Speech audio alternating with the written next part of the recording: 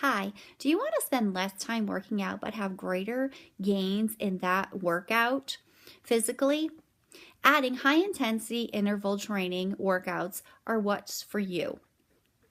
Research has shown that everyone should incorporate high intensity interval training into their moderate intense interval training workouts because of the benefits that it provides over just the moderate intense continuous training. Some of the benefits are increased caloric burn. They also have increased VO2, which is aerobic capacity. You also can have a customizable workout at any fitness level and lower your insulin resistance. Some of the biggest benefits of having a high intensity interval training is that it provides greater benefits in a shorter amount of time. Another big con to this type of training is that you do not have to have any extra equipment. You do not have to have a gym membership. All you have to have is the same type of equipment that you normally use, but do it at a different rate. You just have to change your workout up some.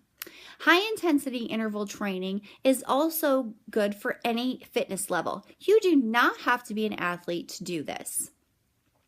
One of the biggest things that you get from high intensity interval training is the increased caloric burn.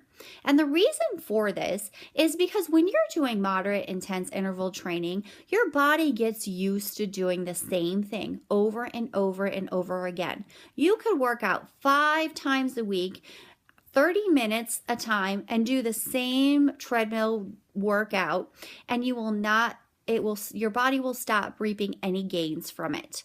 But if you add a high intensity interval workout, what it does is it shocks the body and uses that energy for fuel. So your fat gets to be used with that shocking, and it burns that fat off, which makes your calorie burn increase, and then you lose weight. Dr. Hlavoski showed in an article that was published in Club Red, he stated that at a rate, continuous exercise will be done at a rate of about 13 to 14 RPMs. So that will just continue to go. But when you do a HIIT workout, your rates ends up going up to an 18 to 19. So that shows that the calories are burning more as well because you're working out harder when you do the HIIT workout. In Tao, he explains that when you work out with a HIIT workout, your calorie burn extends for a couple hours after you finish. And that is due to EPOC, which is post-exercise oxygen consumption. So if you're trying to consume more oxygen because your workout is harder and you continue to do that after the workout, that means your body will also still be burning calories because it's trying to get that body back to normal, back to its continuous rate. So that is why the caloric burn is increased. Another thing is aerobic capacity. That is something that definitely increases when you have a HIIT workout. Because of this, the VO2 max is what aerobic capacity, what it measures, is your VO2 max. So when you're working out during your exercise, your VO2 max goes up because you're working harder. You're pumping your heart harder, and so your lungs are trying to get it in quicker. So because you're doing this, you're trying to get more oxygen, and by doing this, your aerobic capacity increases. So if you continue to do this, the next time you do your continuous workout, it will lessen.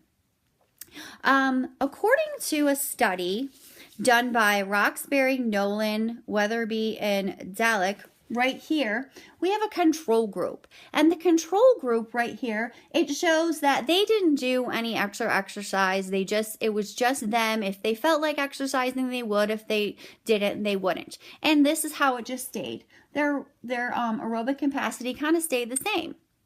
In this other group, this is individuals who did continuous interval training. So they didn't moderate training. They didn't do any HIIT. So they did do increase some of the VO2 max. Okay, so it increased, but not that great. It's slight. Then there was this other group who had the continuous training, but they added 2 HIIT workouts to their training. And you can see it greatly increased their VO2 max, which is right here. It went up a great deal. So this proves that adding the HIIT actually helps your body and your lungs. It shows that it does increase. Also, when you have continuous workout, your body, like I said, it stays the same. It doesn't get shocked. But when you have a HIIT workout, it brings that all up. It increases it, and it also helps your heart that way. So there was a research done by Marquise Gravel, Jaime Juno, Niam Jabalt, and Lamore. And the research study was with patients with cardiovascular problems, and they did a walking interval training. They would walk quickly for about 30 seconds, and then they would walk slowly for 30 seconds, and then they would walk quickly for 30 seconds, and then walk slowly for 30 seconds. Well, their VO2 max increased as well, and their cardiovascular problems became better. It lessened the amounts of medicine they needed to take. What happened is their heart pumped quicker when they went faster. And so the blood flow increased, which also in turn helped their cardiovascular health. Also, lower resistance. It also, the resistance for insulin resistance has been lowered with these customizable workouts. So the glycogen is what is in your muscles, and it's what fuels your workout. So glycogen, if you have too much, that is what your insulin, the resistance goes down, because you can't burn that glycogen as well. Your kidneys cannot do that. So when you do a HIIT workout, it increases that. So by Ross, Porter, and Durston, there was a 4-month trial of type 2 diabetics. They began interval training, and it was just walking. They would do a quick walk for a minute and then walk slowly for another minute. And this workout had happened 2 to 3 times a week. The people who did the interval walking versus just taking a 30-minute walk every day almost doubled their insulin resistance to the non-interval walking group. So this has been proven in different research that this does help individuals. There was one more study for this insulin. It was a 9-month study, and it was also done by Marquise Gravel, Chaim Janot, Gilliam Jabalt, Laber, and Gata. So with this study, the fasting insulin insensitivity, especially in the type 2 diabetes patients, decreased. So they had less of a chance of getting diabetes or continuing on with diabetes and having to go to dialysis by just performing this, adding this to a regular exercise routine. Now, it doesn't have to be super intense. It can just be walking it faster at a higher heart rate.